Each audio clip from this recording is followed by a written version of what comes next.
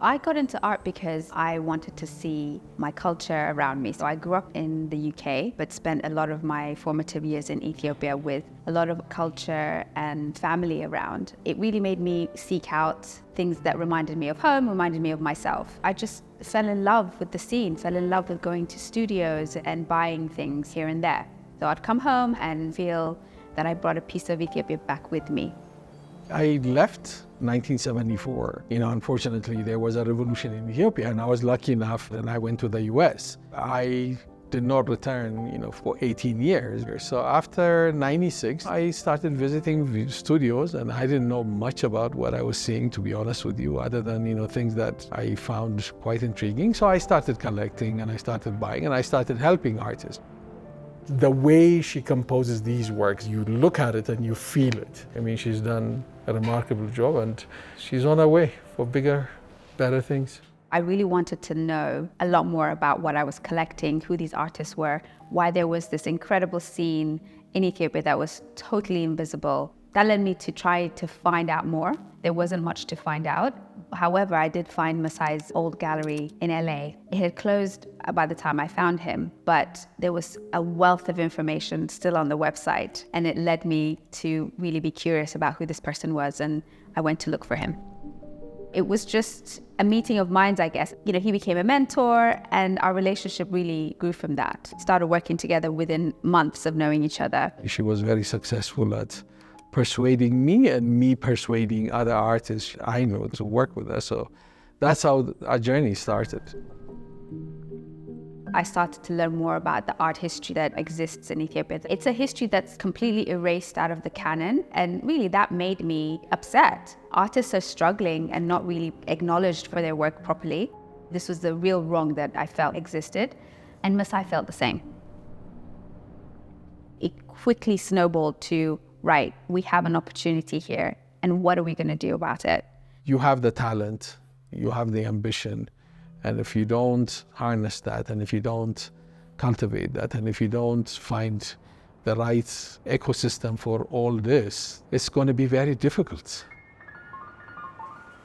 Ethiopia is a very different place. It's been quite insular over time. It hasn't really been touched with too much of the colonial power, so it really kept its own character. It really comes through in the culture, and people are really central to that. And artists, to me, they really speak to modern day Ethiopia, because the artists really are the storytellers of our collective consciousness.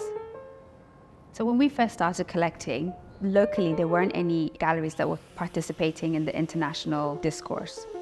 This had to change because the artwork was world-class, and artists needed a platform to really participate side by side with their contemporaries all over the world.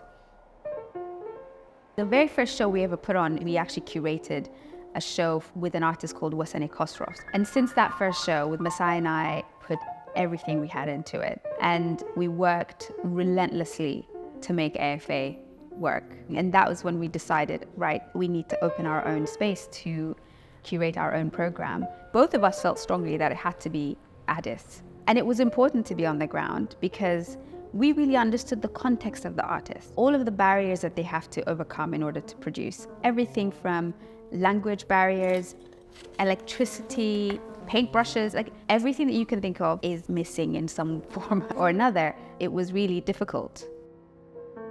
This is a country with at least 110 million people, and not to have one single art supply store in a country as big as this is embarrassing. Art supplies are considered as luxury items. It's like buying champagne, and I find that's really very upsetting, to be honest with you. Coming back later in life to my birth country, it wasn't an easy decision, but it was the right decision, and I'm happy that I'm here. We weren't introduced to the outside world since they came, because we were simply locked up in Addis. Nobody knows us except each other. So I think they have given us a chance to the mainstream, or whatever they call it, to the outside world. Opening the gallery in Addis was really important to us. It was after the pandemic where we decided we really need our own space here in London. For me, as a child in the UK, I really did not see much of Africa here, certainly did not see much of Ethiopia here. And the fact that this gallery exists It was one of the proudest moments of my life. Oh, it's a fire drill. I've never heard it before. That's how I felt. I first encountered and got to know Addis Fine Art in 2016, so I was literally the first employee. The one thing that's been really wonderful is seeing the artists that we've worked with sticking with us through the whole of the journey. They've literally been with us from the start. We've seen each other grow together. It's been a pleasure to watch.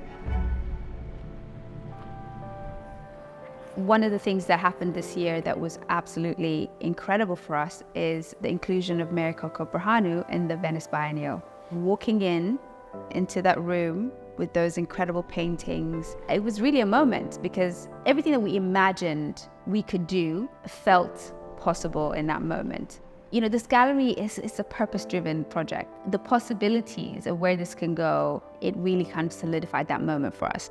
Mary Coco embodies the mission of this gallery.